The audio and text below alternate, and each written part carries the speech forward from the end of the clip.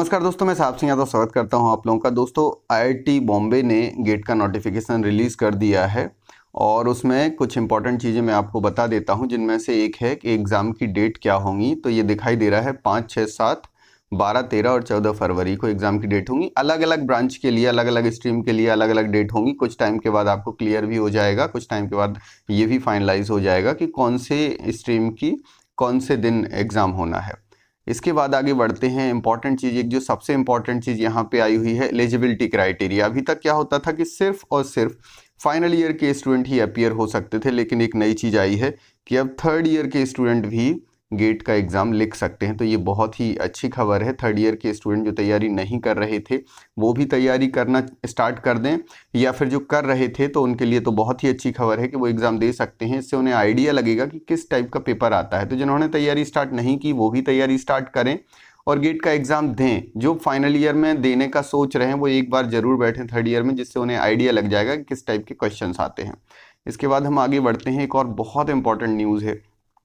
देखिए, अभी तक क्या होता था कि आप किसी एक ब्रांच से ही गेट का एग्ज़ाम दे सकते थे, लेकिन अभी यहाँ पे एक इंपॉर्टेंट चीज़ दिखाई दे रही है कि मैक्सिमम 2 पेपर्स।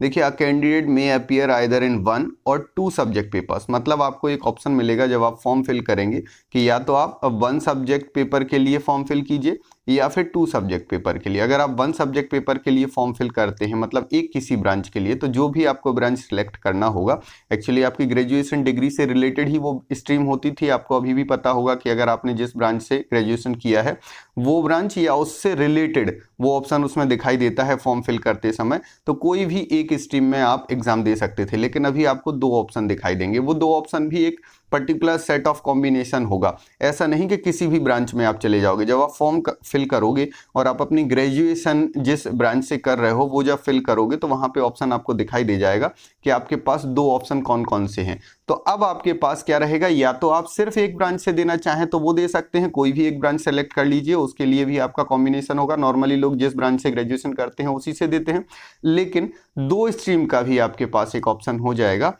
अभी इस साल। तो ये एक नई चीज़ है। आप 2 स्ट्रीम से अगर देना चाहते हैं तो उसमें क्या होगा, अलग अलग टाइम पे 2 पेपर होंगे।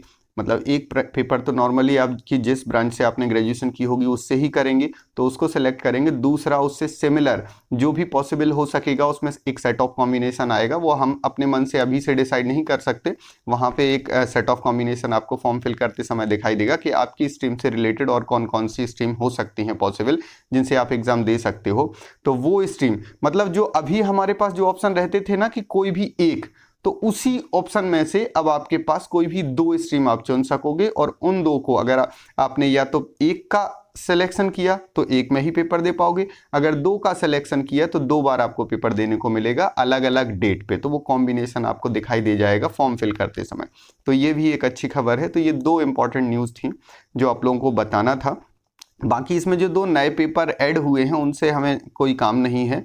ये तो जो इस ब्रांच से होंगे वो देख सकते हैं। 2 नए पेपर इसमें ऐड हुए हैं, तो वो हमारे काम की चीज़ नहीं है। बस आपको ये इंपॉर्टेंट चीज़ जो हमें बताना था कि एक तो डेट आपको पता चल गई है कि कब एग्ज़ाम होने वाला है, तो उससे आप अपना टारगेट सेट कर लीजिए कि कैसे कैसे आपको तैयारी करना है। अब ये जो डेट्स हैं, तो अभी कोई ऐसा डिसाइड नहीं हुआ है कि आपकी स्ट्रीम का पेपर कब होगा, तो आप तो 5 ही मान के चलिए मिनिमम। उसके हिसाब से आप अपनी तैयारी करना स्टार्ट कर दीजिए। दूसरी चीज़, थर्ड ईयर के स्टूडेंट के लिए गुड न्यूज़ है, तो वो भी ध्यान रखिए।